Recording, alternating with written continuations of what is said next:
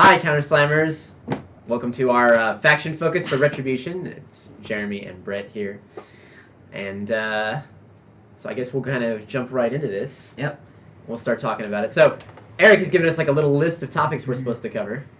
Because, you know, we tend to ramble. So guidance is a good thing. Alright, so first off, he wanted us to talk about what is unique to the Retribution. Alright, so my personal feeling is that what is really unique about the Retribution is that all of our models tend to be like pretty strong. They tend to have higher than average stats and very like specifically designed roles in the faction for each model. So even though a lot of things don't have direct rules synergies with each other, because of the way the faction is designed, they all tend to work well with each other, and it's a very flexible faction that can get a lot accomplished if you know how to play it correctly.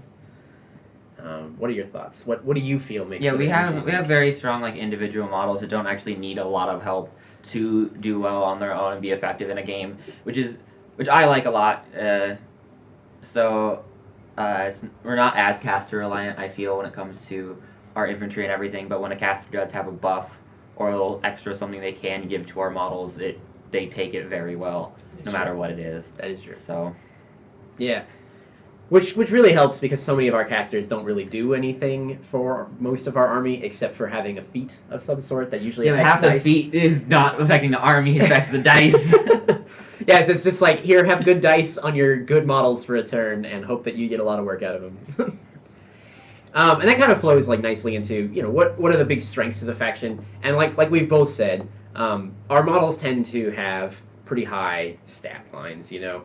If you compare any Retribution unit to a unit of a similar role in any other faction, just in a vacuum, our unit is almost always better, which is really cool. And you know, it kind of makes you, you know, really. It's fun to play with nice shiny toys that are just better than everyone else's toys. It is. It's a lot of fun. So, and one of the in addition to that, one of the other kind of hidden strengths of our faction is the fact that we are like part of our versatility also extends to like the sort of attacks that we have. Like lots and lots and lots of our models and units have ranged attacks as well as melee attacks. Mm-hmm. You can pick out even like the most melee centric thing, like solo, and it sometimes also has a ranged attack. Like for instance, like Narn, he's just like a mage hunter who likes to stab people, but he also has a gun just because sometimes you can't stab people. Because why not? Because sometimes it's better to shoot them. And all of our heavies have guns, and half of our lights have guns. So we have a lot of guns. Some of our heavies have really, really good guns. And some of them have just okay guns. Yeah. But, like, again, that sort of adds to the versatility of our faction, and, like, we can handle lots of different situations because of that. What other big strengths do you think we have?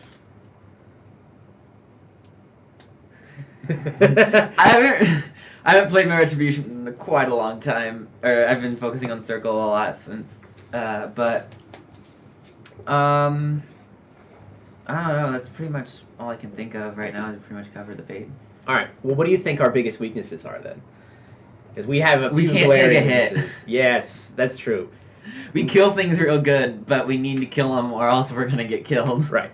So we got like one new caster now who allows us to kind of take a hit for one turn. Yeah. But other than that, yeah, I think Brett's totally right. If you like kill a bunch of our stuff before we get work out of it, we have a couple things that can take a hit. Like Imperatus can take a few hits. Like that's a special character. It is true, actually. Yeah, we're a faction that doesn't have like a lot of durable pieces, but the durable pieces we have are really durable. Like the new unit of Sentinels on their because they have the new mini feed is really durable. Yeah, they're pretty durable for an infantry unit. Imperatus, as he mentioned, really durable, heavy warjack. And the Hyperion and Helios both have like a lot of boxes. Yeah, they have like 66 hit boxes, which puts them like I think at least the second highest or highest. No, there's the highest, but it's like 2 or 4 points higher than the next highest thing, which I think is like the Conquest. Probably. And the Woolwrath. But yeah, they're pretty tough.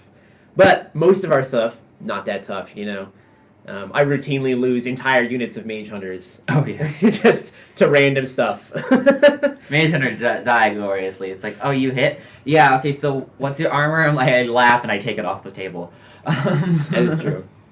And they're like, well, no, I should roll. It's like, what's the power of your attack? 10? No, you don't have to. Or they'll be like, what's the power of your attack? 12? I'm like, that's 1 higher than my armor. Yeah.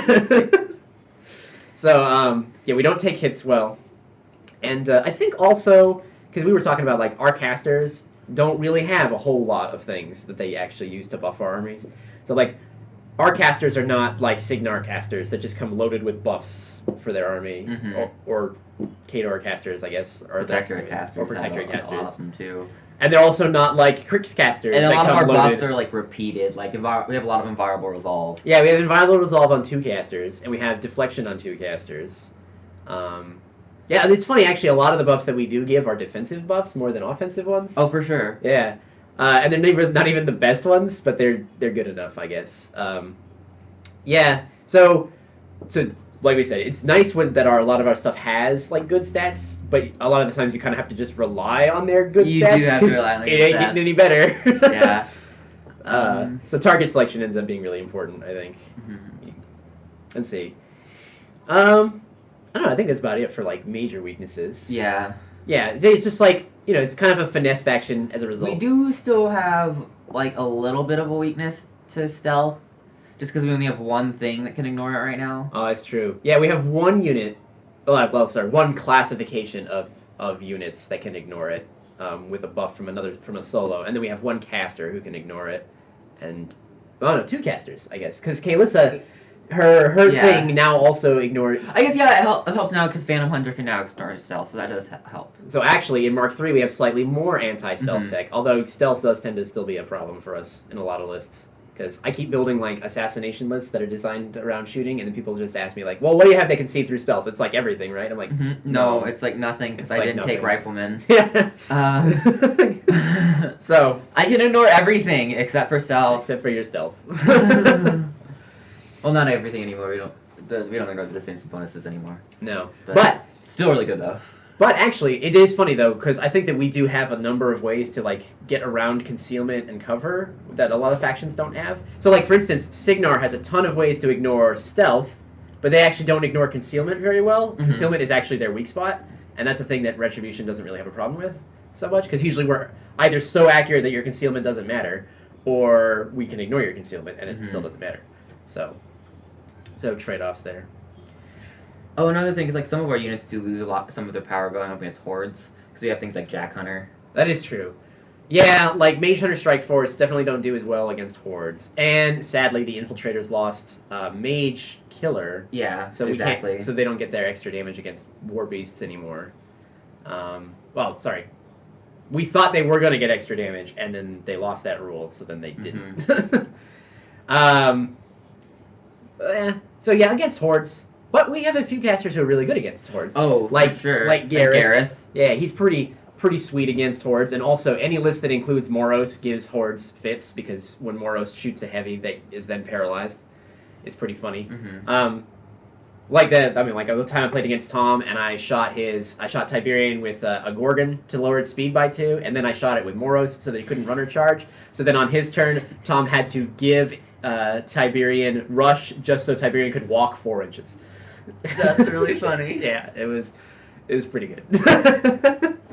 My favorite thing like to do is to just like on slow worries like that was always just like pop up a Kruger's feet and just watch him walk like 2 inches. 2 inches. Yeah. But anyway, about the battle box. All right, yeah. So let's move on. We'll talk about the battle box now. All right, so the battle box has Helena. She's real good. She's really good. I don't have her out here because I was trying to mostly just keep painted stuff out here, except for the cricket. And I haven't painted her yet, but she is very good. She has a really strong feat, especially for our faction, because it just is a straight up buff to a stat and not to dice. She has a really strong spell list too, like Obliteration. And her spell list is so good. Like, it's so funny because when I looked at her spell list the first time, I was like, it's a really good spell list. It's kind of cool that she has Obliteration. I imagine I won't use that much, but it's nice to have it. No, you use it a lot. I use it all the time. Like, it is almost arguably her best spell. I can't tell if that or Hand of Destruction is her Hand of best spell. Destruction, They're both really good, though. But, yeah, like, just an Arcane Secrets Obliteration is ridiculous. I can't think of any caster in this faction that uses Silas Wishnailer as well as she does, and that includes Ron. Because I don't even think that Ron needs Silas as much as she really wants to have him. I don't know, Chain Blast with... Chain Blast is really good, but It's so obliterations... good, but yeah, obliterations. 12-inch obliterations with... I guess, yeah, because you get the range. And the funny thing is, if you also land a Hand of Destruction on the thing you're going to do it to first, I know. then you get a double Signs Importance obliteration. And then you know, let's just throw it out there. Maybe a Sphinx shot it too, so you do it from 15 inches away. Which I did once. It was glorious. But did you get all 3 of those on there? So I did, because Hand of Destruction is also a 10-inch spell. So I had Silas give her the Signs Importance for the Hand of Destruction at the thing that Sphinx had shot, and then she put that up there with Signs Importance, and then she used that thing's Signs Importance on the obliteration, and both from 15 inches away. My opponent was just like, "This is dumb. This is just super dumb." That's great. Yeah, I don't need an Arc Node with her. I feel like an Arc Node with her is almost a waste of points. Not entirely, because sometimes the cool angles... you can still take a Phoenix, and the Phoenix is really good in combat. Actually, I think a Phoenix is really good with her. It's one of the few places where I think a Phoenix is very much warranted.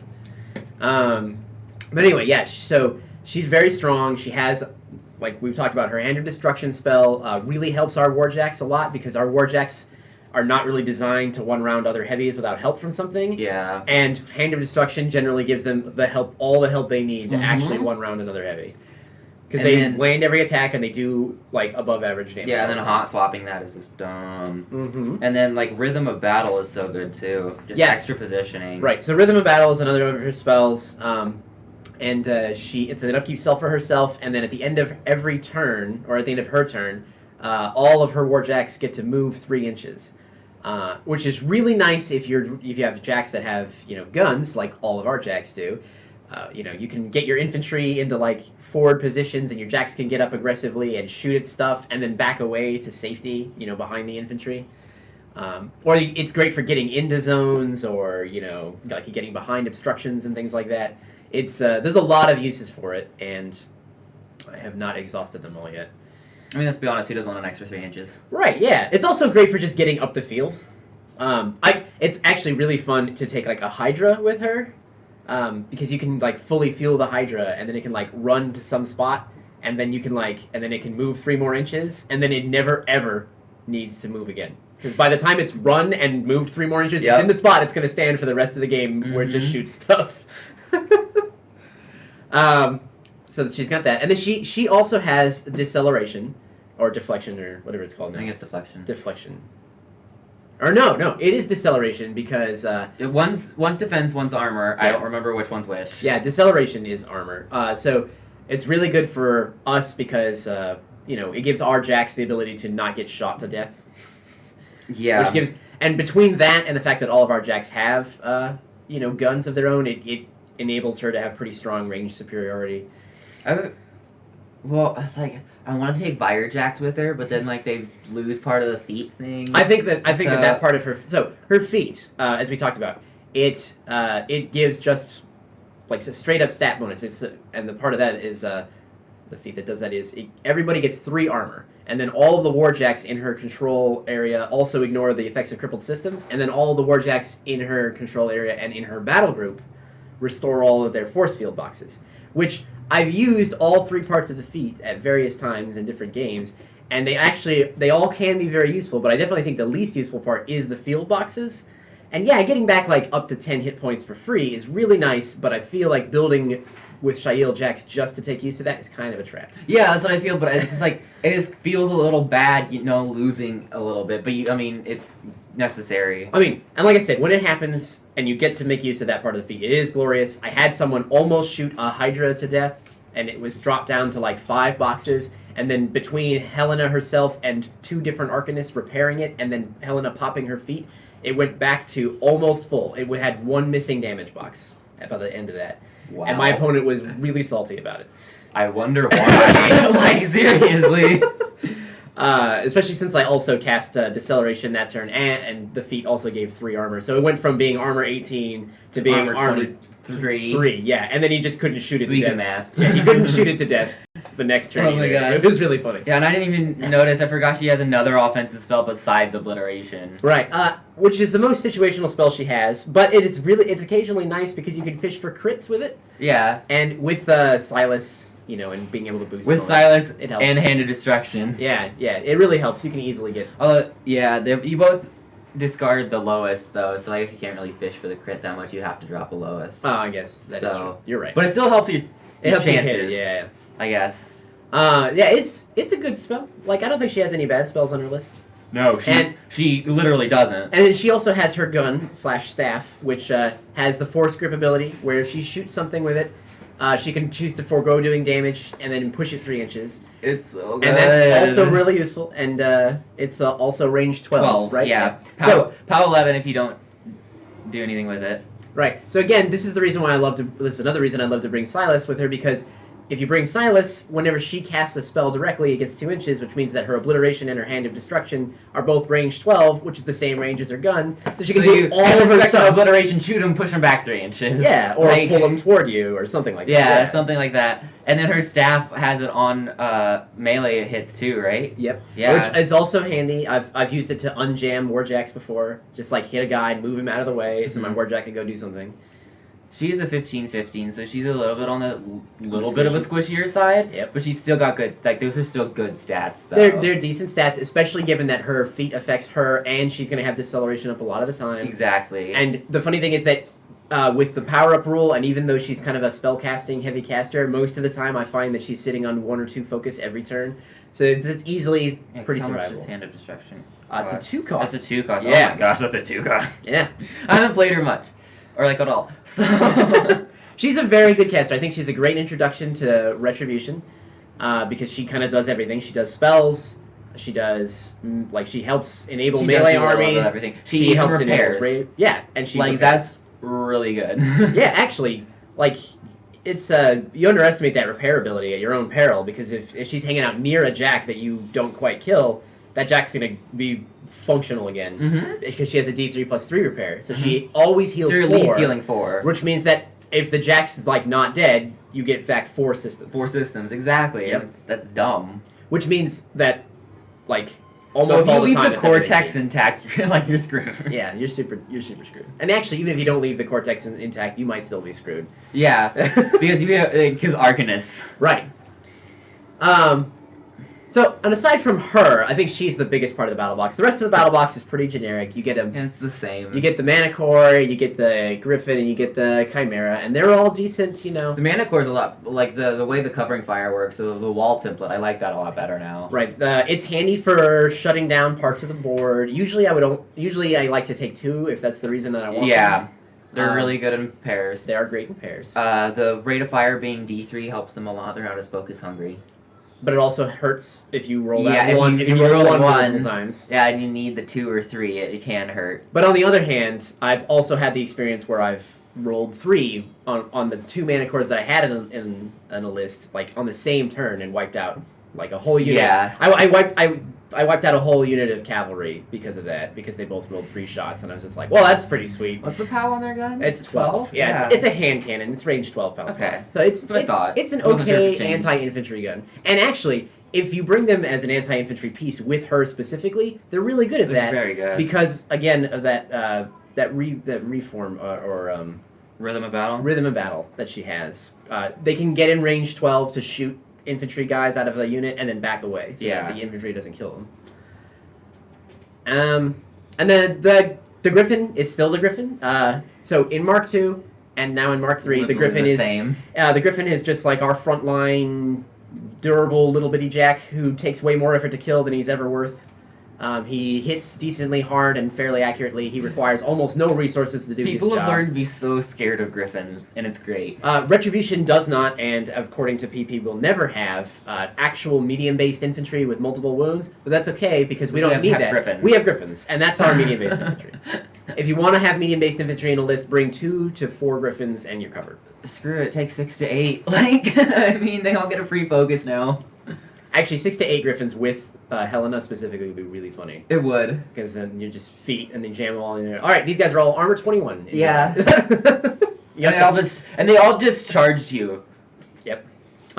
They actually have so many boxes between their shields and all that they have only a few less boxes than a lot of some heavies. Yeah. Mm-hmm. And they're cheap. Yeah, they're very cheap. They're 8 points. Yep. And Chimera, it's also pretty 8 or cheap. 6 or something. No, they're 8 points. They're 8, okay. Chimera is also 8 points. It's very cheap. It's a great little arc node. It can disengage itself with its apparition ability that places That's it 2 inches at the beginning of every turn.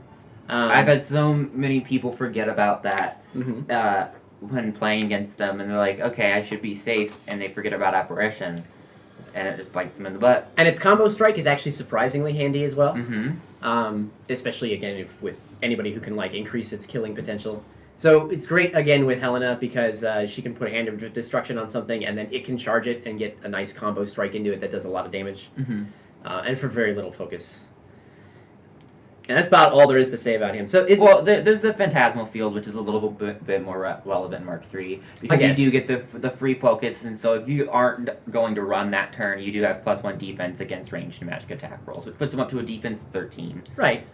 And yeah, you can stack more focus on there to give him even more defense against ranged and magic attacks. But usually you have other things you want to do with your focus. Yeah, that's true.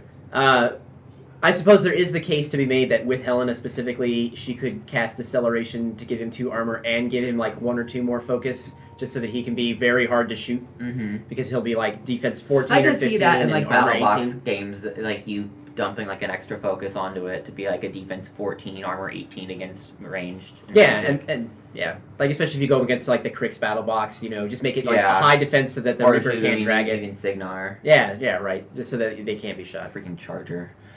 Oh, they don't have the Charger anymore. They have a Firefly instead. They have a Firefly instead. Okay, which is less. That's annoying. right. Yeah. It's less annoying, but still annoying. Still a good jack. All right, so that's all that, and like I said, honestly, it's pretty good. It's pretty good battle box. Not amazing really, but it gives you kind of the general flavor of the jacks in our faction, and all the jacks are useful, and you'll always find uses for them somewhere.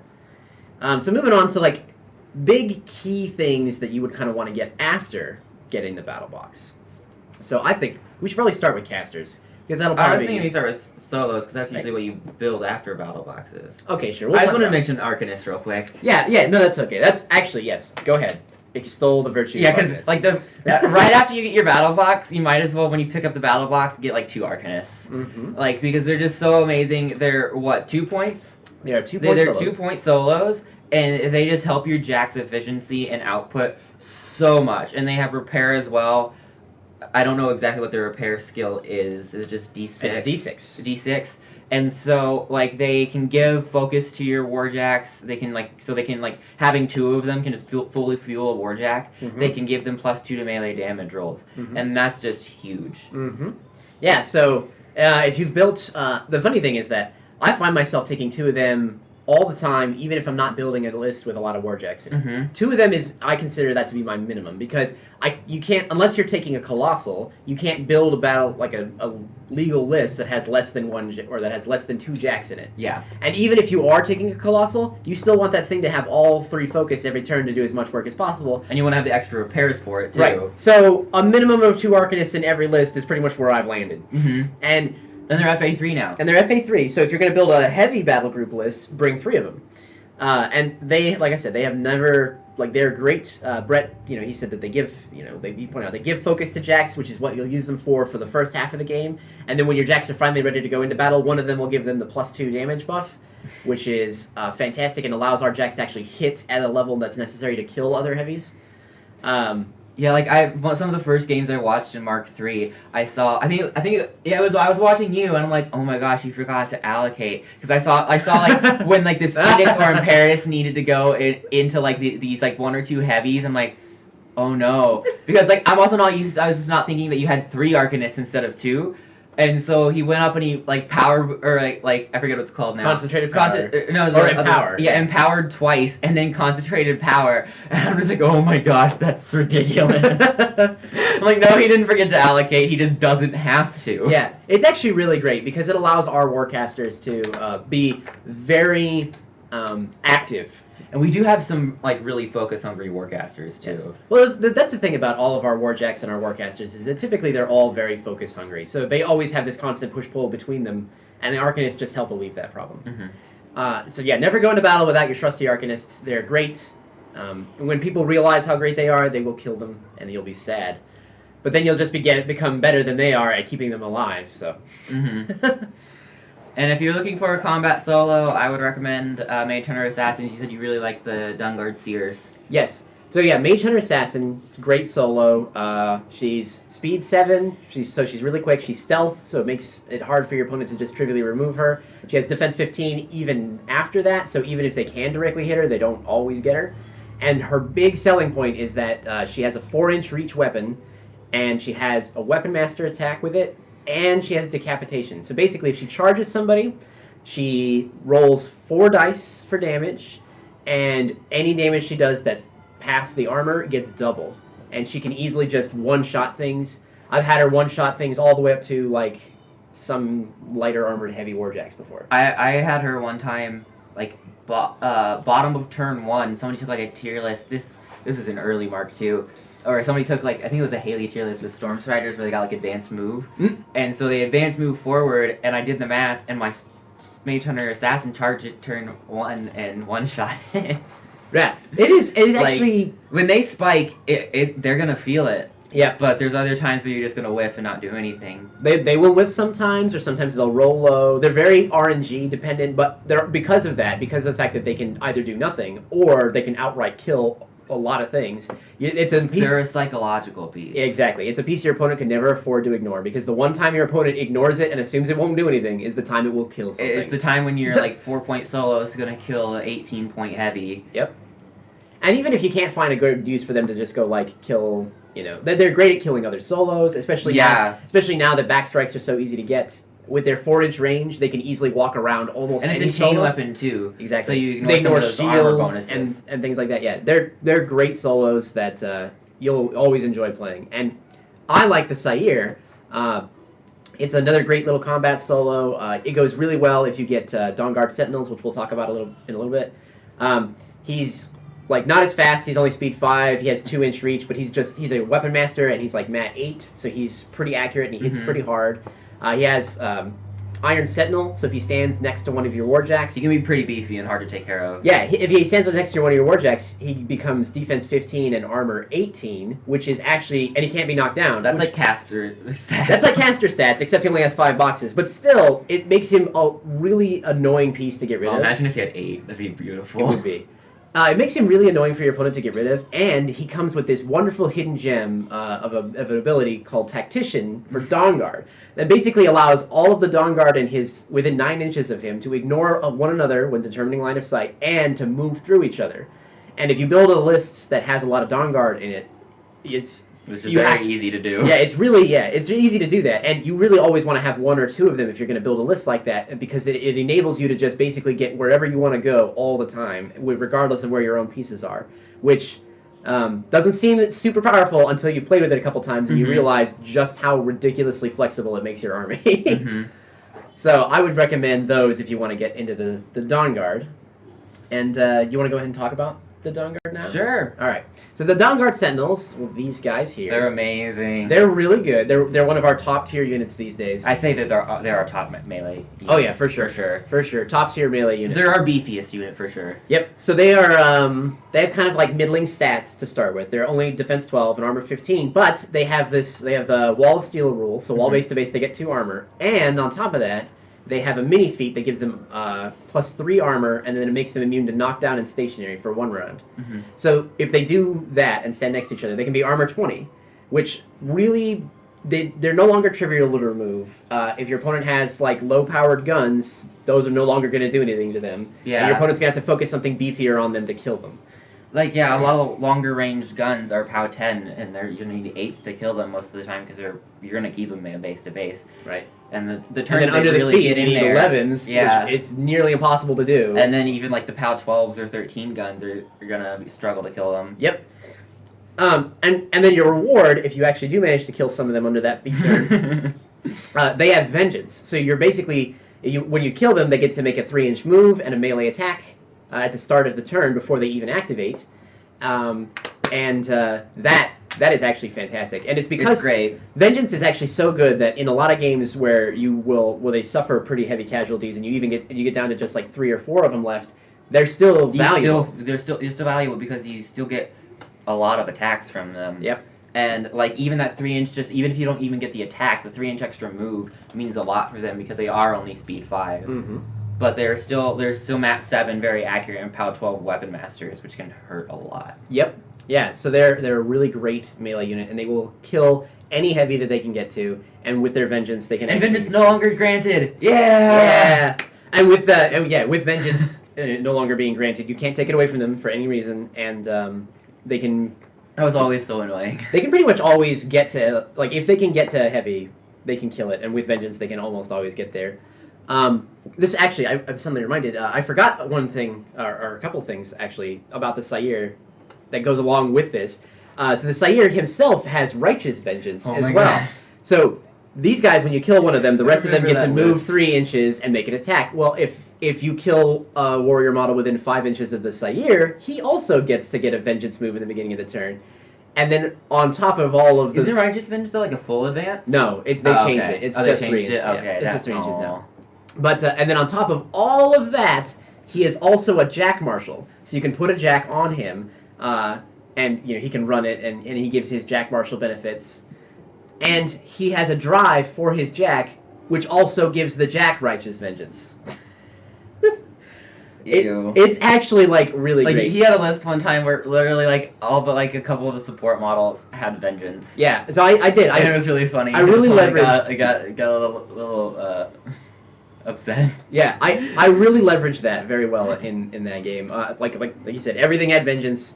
My opponent kind of diddled around, only managed to kill a couple things on his turn and not cause me a lot of grief. And then on my turn, basically every single Dawn Guard move, twice. yeah, every single Dawn Guard model and the Jacks that were attached to the Sentinels basically got to have 2 turns because they all moved forward 3 inches and killed everything around them. And then, because the way was now clear, they activated later in the turn and moved forward and killed everything else they could reach. It was pretty good. And another thing about like the Sentinels is like they're another one of the units that take a buff really well, like Inviolable Resolve. Yep. That's any 2 armor buff is great for them, makes them not die to everything. And they're a good expansion on the battle box because when they also benefit from the +3 armor from the feet. Right. Yep. Yeah, they're really, really good with Helena specifically. Because she gives them deceleration on the way up, which helps them not get shot to death, and then she gives them the feet armor, which you can use in conjunction with their mini feet to get them up to armor 23 in melee, or you can use them staggered so that they're just armor 20 2 turns in a row. And both of those are really good. Yeah, you just have to choose which one you want to do, just depending on what you're going up against, really. Right. Yeah, or what the rest of your list needs. Yeah, they're really good, and there's a lot of casters in the game that have some kind of buff for them like that makes them shine. Other units that we have that are kind of note.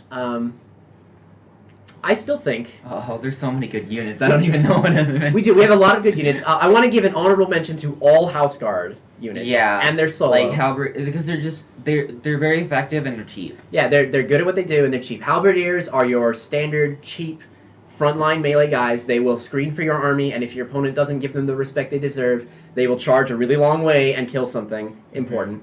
Riflemen are a great anti-jamming unit. They are accurate enough to kill basically anything your opponent wants to throw at them, and they can ignore stealth if you have... And they can CRA into melee. Right, and they can CRA into melee. And they have a mini feat that gives them an extra die to hit things that are within 8 inches of them. So they're really, if your opponent runs a lot of things at you to try and jam you up, House Guard will just get rid of that.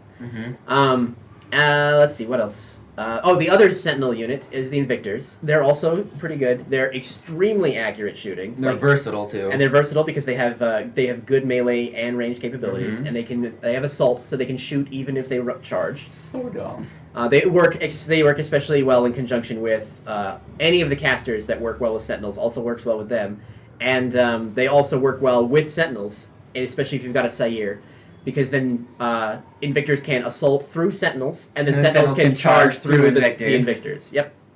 Which is also really fun. Really good. And then they have the mini feat of Snipe that can help them. Right, and they have mini feat for Snipe, which gives them extra range so they can reach things that your opponent doesn't want you to get to. Yeah.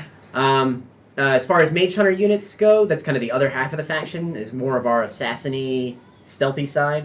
Strike Force or Strike Force the go-to usually. Yeah, so we have 2 of those. We have Strike Force and we have Infiltrators. Both of them took a big hit in the new edition, but I think they're both still valuable. Well, the Strike Force took a big hit necessarily. I'm still not sure if I haven't played with them yet, so I can't say it officially, but I'm not totally sure if I agree with the hit that the Infiltrators took. Oh, but the loss of the Mage Killer? Yeah, I'm a little disappointed about it. Like, I just wish they would have worded it so it doesn't affect War Beast or somehow. Yeah. But I think it would have been okay even if it did affect War Beast, but that's my personal opinion. I think it would have been okay too. So basically, Infiltrators are your standard, well, not your standard, but they are like just really fast, high defense. Strike Force, you said Infiltrators. Oh, no, yeah, I'm getting confused. I heard Invictors when you said Infiltrators. Oh, yeah, sorry. So Infiltrators are Infiltrators. They're very fast, they're high defense, they have gangs so they can hit pretty accurately, and they have 2 attacks apiece, which makes them good at dealing with certain units in the game. They're also fairly cheap, so they're kind of an alternative to... well, not the easiest to get rid of either. They're not the easiest to get rid of, because their defense is high enough and they're stealth. And they're so fast that they can really get in your face quickly. So they're kind of an alternative sometimes to things like Halberdiers. They're an okay tar pit that's good at getting rid of other tar pit units. Yeah. That's why I like them a lot. Yeah. Yeah, they work well on their own, too. You don't need to support them. Strike Force, I think, definitely deserve like a bit more attention than some people might be willing to give them these days. They took a big hit. They used to be able to always ignore line of sight and concealment and cover when they made ranged attacks, but they don't ignore all of that stuff anymore. But they're still a good unit. They're one of our examples of a great versatile unit because when you put them down and your opponent looks at them, the first thing everybody sees is a ranged unit, and that is generally what they're there for. But they are also still good in melee because they still have CMA. They have CMA instead of CRA, so they can hit like high defense things in melee by combining attacks, or they can break high armor by combining attacks. And they're both Mat 6 and Rat 6, so they're equally accurate at both jobs. And they have the great Jack Killer ability, or Jack Hunter ability. Whenever they make a ranged attack, or whenever they make a damage roll, whenever they make a damage roll of any sort against a warjack, they get an extra damage die. And so your POW 10 guns don't seem terribly threatening to a warjack until all of them roll 3 dice. And you keep sneaking like 2 and 3 damage through for 10 guys, but before you know it, you've killed like a light warjack or a heavy. And then when you charge into on a warjack, and they're like, oh, they're only POW 9, but you get 4 dice on that charge. You get 4 dice. Yep. Yeah, that kills things. I've had them. They're a great unit. Namely because of the fact that they are useful pretty much the whole way through the game. At the beginning of the game, they'll usually skirt around the battle and shoot. And in the later game, when they've lost some of their number and shooting is no longer as relevant, they will charge in and they will like kill things your opponent didn't think they could get rid of. And I think that they are definitely a thing that all Retribution players should still look at and strongly consider and play with a bit because they can go almost with anybody because they're so self-sufficient and they just give you so much versatility in how you approach any given problem. So, and especially with Eris 3 attached to them, they get even more ridiculous because she gives them reposition 3. So when your mage hunters like walk up, shoot things, and then back away. Yeah. Or if they have to get into melee, they charge into melee and kill some stuff, and then like scatter or move forward. Yeah. It's also I also really like Eris 3 on the Infiltrators for the same reason, right? For the same exact reason. Yep. You just charge and kill things and press forward even further into the line. Exactly. So that's units. And then, what do you think for jacks? What do you think would be good jacks for people to look into? I think a good starting jack it's a toss up between 2 because they're both really versatile. Is the Phoenix if you want another heavy arc node option, or the Banshee are both very good versatile heavy jacks that you can look into. And the Banshee hits harder than any other jack in the faction right now. Because he got a strength buff. All the Warjacks got 1 strength buff. So he starts at powered strength 18, which puts him 1 above even the next highest jack. Which is the Phoenix. Or anything with the Thermal Blade, because that also includes Imperative. Right. And then when you give him the +2 buff from an Arcanist, he goes up to 20, and that'll break a lot of things. He's probably one of our few heavies that is capable of one-rounding other heavies by himself. I forgot that he got a strength buff. That's awesome. Yeah, it is. And his great versatility, again, comes in the fact that, like all of our jacks, he has both a gun and good melee. He's got a really good gun. And his gun is a range 12 gun that has momentum, which slams small and medium base models. And it's a POW 14, right? Yes. Yeah. The same small and medium base models, knocks down large base models, and is still power 14. So it's a great tool for setting up a kill on something, or causing mayhem, or just doing damage. And the Banshee or the Phoenix's gun is an AoE 3 that can light things on fire. It's also POW 14, so it's still good at softening stuff up. The Phoenix still fights well in melee. He's more durable than he looks like because he regenerates D6 shields every single turn. Just gotta make sure you remember it. I'm terrible at that. Yep. And he also can deal with. He doesn't get jammed up by infantry very well. Combustion is very good. Right. Yeah. If your opponent thinks they can just like jam low armor infantry into him to keep him from channeling spells, then they are mistaken because he will just combust. Like decently armored infantry, it just. Yeah, that's true. It is a POW 12, so it'll kill. POW 12s are good. It'll kill things that are like armor 17 or 18 pretty regularly. And then it also sets them on fire. So I've had like late game where it's just like I know I couldn't get my Phoenix, probably wasn't gonna be able to reliably like hit casters enough to like kill them. So I just walk forward and combust on them to light them on fire, like. Which is still good, It's even still in the good. age It's of being able to use focus to negate some of it. But it's still gonna hurt them on the lower armor casters. Yep. So yeah, he's a very good solid jack. I think those are the two biggest recommendations. They're the most expensive options that we have, but they're also just in almost every list you see for a very good reason. And then I guess now we come to Warcasters. So you had a couple strong suggestions. I love Thyron and this guy right here. Yeah, that guy right there. He's very versatile. He's a little bit more focused on reason than some of the other ones, just because there's a lot he wants to do. Although Mk3 helped a lot with that. He's got good buffs like his sail and everything, and a good feat, also based around dice. Yeah, so his feat for the dice is that you get an extra attack die on melee attacks, and all of the models that start in his control area also get sidestepped. That's one thing I really like, though, is that like you just have to start in his control area to benefit from the feat. So like I can charge a warjack outside of his control area that started in his control area, and they still get the additional die on the attack roll. Which is a great feature of a caster that only has 6 focus. Yes. Yeah. Is that not having to constantly stay within 12 inches of him is very handy. And another wonderful thing about him that not all Retribution Warcasters share, and not all casters in most factions share, is he is very tough, and he kills things very well. He kills things so good. So if he ends up being the only piece you've got at the end of a game, you're probably still fine, because he'll kill whatever it is that is especially if he still puts Storm Rager up on himself. Yep. And the other caster I'm loving so much right now is Ossian. Yes. Ossian is, he's become probably one of our best, or maybe the best caster for any kind of list that involves guns. Because he got Deadeye, which is not okay. So I love it, but I'm not sure it's completely okay. he was always centered around guns. He has a feat that basically gives you extra damage dice for your ranged attacks. And now he has a spell that he can put on multiple things a turn that gives them an extra die for hitting. So basically, he can make his entire army extremely accurate and extremely damaging at range, and just shoot everything to death before it gets into melee with him. And he also is, he's not a one-trick pony either, which is really nice. Not at all. He has a Field Marshal for Future Sight, which means that his jacks... It's very helpful. He and his jacks don't need to boost until after they've rolled, and then they can decide if they want to boost, which is great for focus efficiency.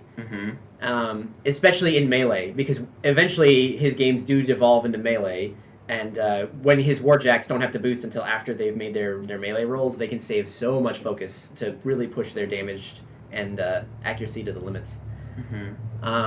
And then he also has he has Admonition, which helps his survivability. He has Quicken to help the anything melee he takes. Right, and he has Quicken, which gives +2 speed and +2 defense against ranged and magic attacks, which goes onto so many units so very well. My two favorites are, well, my absolute favorite is Infiltrators, because watching them run 18 inches across the board is really fun. It's really fun. And then the next one has to be the Sentinels, just because. Yeah. But the wonderful thing is there's not a single bad unit to put it on. No, there isn't. And in fact, there's now one more really amazing unit to put it on, because Swordsman. The Nis Hunter mercenary unit. The Nis Hunter mercenary unit is now a partisan, so they are a friendly faction. So they benefit from everything that Ossian does. So they'll go up to speed 9, and they have good melee attacks too. Yep. They're another unit like the Mage Hunter Strike Force that is very versatile and can both melee and range. So, yeah, Ossian's great caster. Yeah, Ossian's pretty fantastic. My recommendations are after Helena. I strongly recommend Virus if you like warjacks. He runs a really great combined arms force, because he has a spell that'll give a warjack in his battle group Righteous Vengeance. which is pretty fun. And then he has a feat that gives all of his warjacks flank with faction warrior models, which a flank is basically +2 to hit and an extra damage die as long as you are attacking something in the melee range of a faction warrior model. So basically, he turns all of his warjacks into highly accurate weapon masters for a turn, which is really scary. Which again, like we said earlier, our warjacks are not designed to one-round things without some help. Well, when you are a weapon master and you're Mat 8, you pretty much have all the help you need to one-round anything you feel like. Mm-hmm. So, yeah. And he's just a great solid caster all around. And then I thought we had one more. Oh, wait, no. Who else? Yeah, you said, was it Raven or? Oh, probably Kaelissa. Or you said, I think you said Gareth too. Or Gareth. We had a lot that we like. Yeah. Okay, if you're into the assassination side of the game, which Retribution is kind of good at as a faction, Gareth is a great option these days. He is he's a really interesting caster with a lot with a spell list that seems a little unfocused, but actually just gives him a wide range of options for how to approach any given problem. And he can take a lot of different things and succeed very well. And he himself is very personally dangerous. He's not as tough necessarily as Thyron, but because he's stealth and has defense 17 and a spell he can put on himself to... And parry. Yes. He has parry, so he can't, he has parry and acrobatics, so he can move over things and doesn't take free strikes. He has a spell he can put on himself to prevent himself from being knocked down or made stationary. So basically, it's really hard to pin him down and kill him.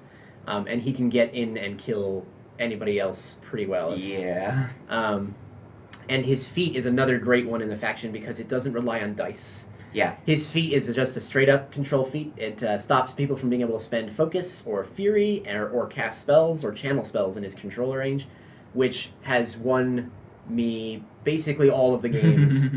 Basically, every game I play with Gareth, I wait for the opportunity where I see that using the feat this turn will win me the game, and that's the turn I use it.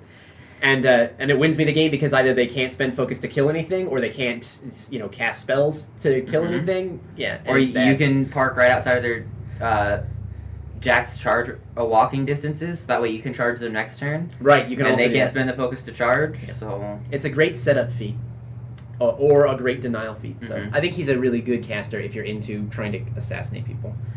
And all of our casters are generally good. I think those are probably the easiest ones to move into after the battle box. So, some of them can get kind of complicated and harder to play, especially at lower point levels, like Assyria. Yeah, she's probably our second or third best caster. She doesn't have any offensive capabilities herself, so she's harder to learn with. So, while she is great, we would definitely recommend that you pick up other casters first and learn how to, really play the faction with our other options before you try to move to a caster who actually can't do anything at all by herself. On the flip side, she probably supports her army more than anybody else. Yes. By giving them tons and tons of buffs that help them do all the things they want to do. So, let's see. Any closing thoughts? Have fun. Yeah, it's a fun faction. When you learn how to kind of apply all of our different specialized units to fix various problems that you encounter, it's a wonderful feeling. Because personally, I feel like when I win with Retribution, it's not because not necessarily because my models were better or I had a better caster with better buffs. I usually feel pretty satisfied because I feel like I was able to really apply my specific strengths in just exactly the right way to crack open the opponent. And I don't necessarily even get that even with Circle, because I don't know, they work a bit differently. But yeah, so it's a super fun faction. Is I guess kind of our parting thought there. So thanks for watching the faction. Thanks for watching the Faction Focus, and good luck in your Retribution adventures.